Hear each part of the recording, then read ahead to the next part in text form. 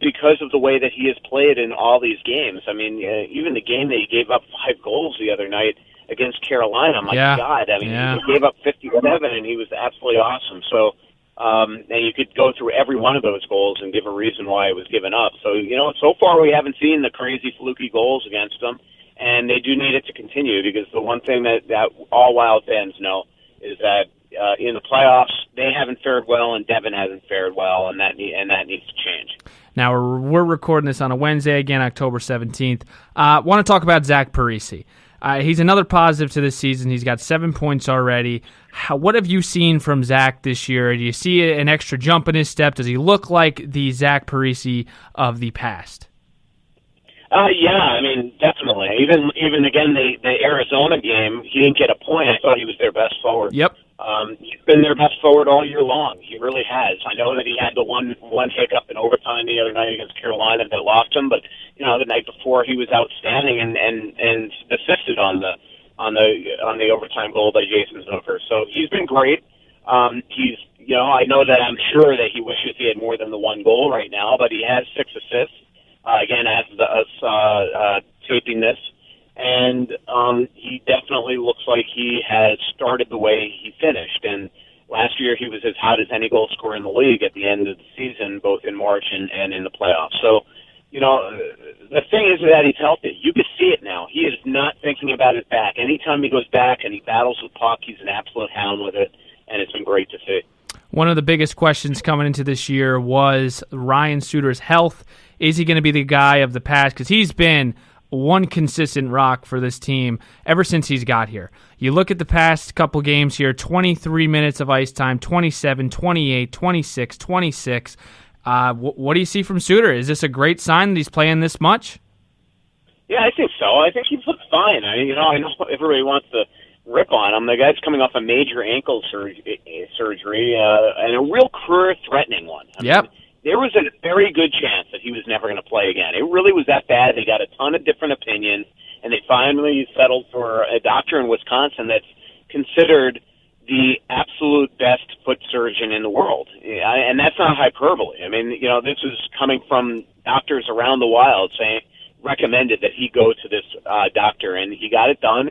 They did stuff that frankly the guys down at Mayo didn't want to do. That's the way that this doctor fixed his ankle, and so far it looks like it's absolutely worked. The trainers have done a tremendous job. I wrote a story the other day that his agent Neil Sheehy does this neuromuscular therapy, and he's done a good job with them. And right now I look at Ryan walk around the rink, and you'd never know he had surgery. He's not limping anymore or anything like that. There have been some hairy moments where he backed himself into screens and things like that, but I don't think anybody can blame that on an ankle. It's just, tough plays that happen. So, again, this team's going nowhere if Ryan Suter isn't healthy and playing. And it'll be interesting to see how he plays back in Dallas, kind of the scene of the crime so far, so to speak, last year, but so far so good. Now, you know that I'm always on Charlie Coyle, and I've been on him the last couple of years just because I believe in him. It's not if I didn't think the guy could be good, I wouldn't get so upset over him. But another guy who is now getting into that category is Nino Niederreiter. A chance on a breakaway last night completely. I mean, he just does not look like the player I saw a few years ago. I mean, he's 6 games in, he's got an assist, and he's a -3. What's going on with Nino? Did we just see him peak a few years ago? What are your thoughts on him? I don't know. He definitely looks like he's not skating as great as he was. Nope. I know he's getting frustrated. He's had chances. He had 7 against Chicago a week ago.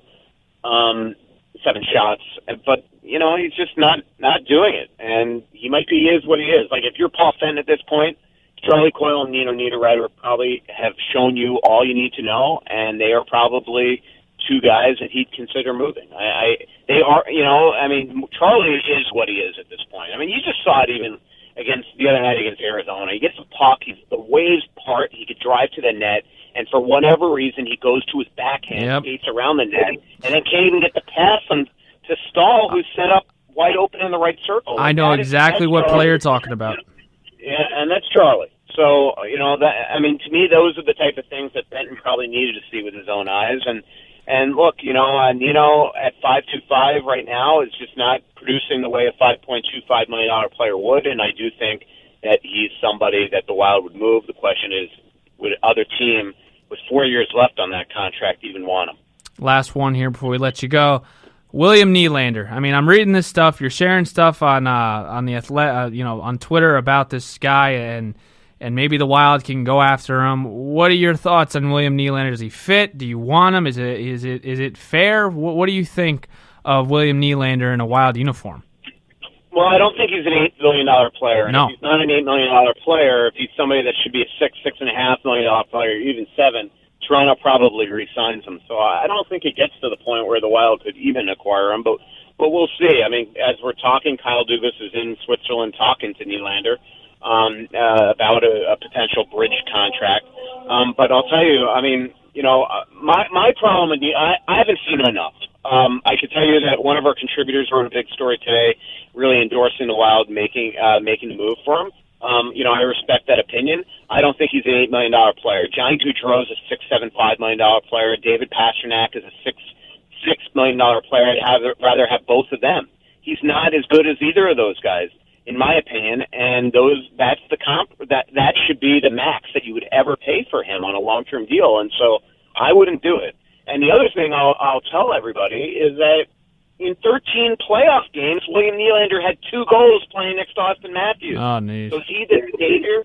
Is he the goal-scoring savior that the Wild need? I just think if you're going to spend $8 million, you better make sure it's the right guy. And I'm not convinced that William is, but he's young. He's incredible on transition. He's a center. And right now, Mikko and Stahl are only aging, and their contracts will be up, both 1 year and 2 years respectively. So eventually they got to get a dynamic center in here. So it makes sense, but not at the price. The great Michael Russo, the best in the biz. You can follow him at Russo Hockey. You guys already know that. Thanks again, Mike, for everything, and I hopefully will see you soon. See you, Steven. So tonight is the big night. I want a full crew filming the Timberwolves season. This can be like drama TV. You can put this on E! News. You can put this up. I would put up the 2018 Minnesota Timberwolves up with the Kardashians, with Keeping Up with the Kardashians. Put it up against each other. Seriously. I mean, you will get a lot of views on this. I want a full camera crew following this team this year because it's got to be juicy. This drama, I want to see Jimmy Butler, Karl Towns, Andrew Wiggins on a plane, playing poker, or I want to know what's going on there because what is going to happen tonight? Like I said, recording on a Wednesday, it'll come out on Sunday. What is going to happen tonight in San Antonio? That is the big question here today. Jimmy Butler.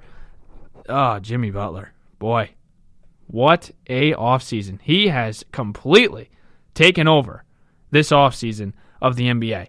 You have a guy who has openly said, I don't want to be here. I want to go win, yet you want to go to the Knicks, Clippers, or Nets. It's not about the money. Okay, well, we offered you the most money. I don't have any problem with Karl Towns and Andrew Wiggins, but in an article you said you don't like their work ethic. What is it? Just like that, he's in a Timberwolves uniform tonight. How are they going to gel? How are they going to mesh between Wiggins, Towns, and Butler? I mean, listen, I love that he's here. Seriously, I do love that he's in a Timberwolves uniform tonight because you got to look at what the Timberwolves were pre-Jimmy Butler, and that was a 31-win team. And when they got Jimmy Butler, it was a 46-win team. It's a 15-win difference. So obviously he is important to this team, but what is it going to be? I mean, what can you expect from this team tonight and this year? You have a guy that has completely turned his back on the franchise and has bashed it, has come into practices and told Scott Layden, Glenn Taylor, you need me. I'm underappreciated. He said in an interview with Rachel Nichols that, Tom Thibodeau thinks he can get leverage on me because he knows I trust him. I can't keep up with it. Now I have a theory. Of course I have a theory. Maybe, just maybe, the Timberwolves got together and said, hey, Karl, we want to sign you long-term. You're our guy. And Karl said, no, I don't want to be here with Jimmy Butler. Okay, fine. So they go up to Jimmy Butler and they say, hey, Jimmy, Karl doesn't want you here, but we need to sign him long-term. We'll give you your money, but let's let's make a little headline here. Go say you don't want to play for us. Then we can tell Carl, oh yeah, Jimmy's gone. Jimmy's gone. Maybe that's what they did. They started to make headlines. Jimmy Butler wants out. Jimmy Butler has beef with Karl Towns and Andrew Wiggins. All right, hey, Carl, look. Jimmy doesn't want to play for us anymore. Yeah, Jimmy said he's done. He wants to go to the Knicks. He wants to go win. Okay, so here's Carl, here's your contract. Here we go. Click the pen. Come sign it. And then Jimmy's gone. Jimmy's gone. Yeah, just sign it. Carl signs it. Carl's set. Carl's here. Max contract. He's Timberwolf for life. Oh, man, Jimmy. Man, we just can't find a place for you. Carl, we're trying to trade Jimmy, but don't you want the best for the team? Right? You want to win here. You've said it before. You want to bring a title back to Minnesota. Well, we don't want to give away Jimmy Butler for a pair of draft picks and a Josh Richardson and a Bam Adebayo. We don't want to do that. Carl, do you want us to do that? Do you want us to give away Jimmy Butler, who increased the wins at 15, for a couple of draft picks and Josh Richardson? Is that what you want? You think that's the best for the team? Of course he's going to say no. No. Find them a team. So now we are here. October 17th, opening night. Jimmy's still in Minnesota. Jimmy's still going to wear a Timberwolves uniform tonight. What's it going to be? Maybe that happened. I'm dead serious. Maybe that happened. Now I want to shift, really, let's be broad here. The NBA. Everyone's pumped about the NBA. Why? Why is the NBA so popular? I don't know. Why are people so excited? I have people, my friends are huge NBA guys. Why? What is the appeal other than, they got some superstars?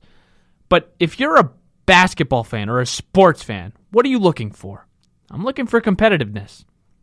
The NBA is the only sport here, or at least it has been the last few years, where you know the two teams that are going to be in the championship, and you most likely know who the winner's going to be.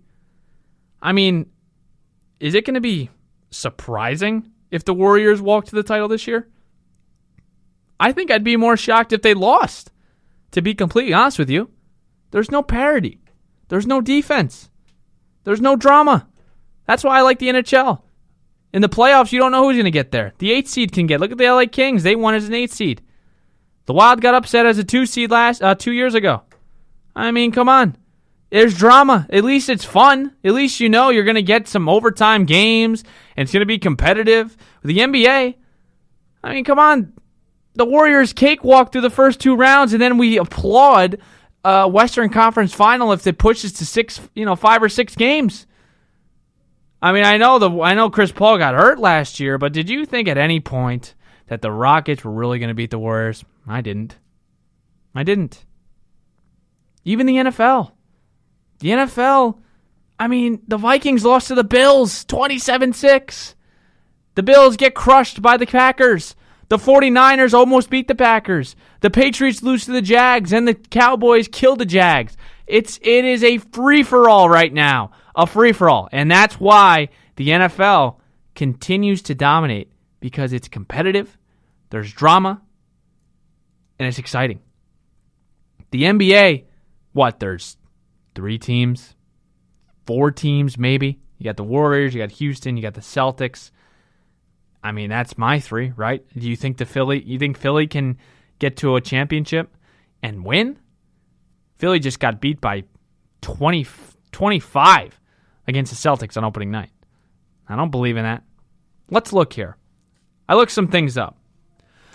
Since 2009, in the NBA that we're talking about, there's been 3 teams to repeat. The Warriors, the Heat, and the Lakers. Since 2009, 3 teams have repeated. Is that fun? Is that exciting? The Warriors, Heat, and Lakers have repeated 3 times since 2009. Let's look at the NHL here. Let's play a little devil's advocate. All right, 2011, Bruins, Canucks. 2012, Kings, Devils. 2013,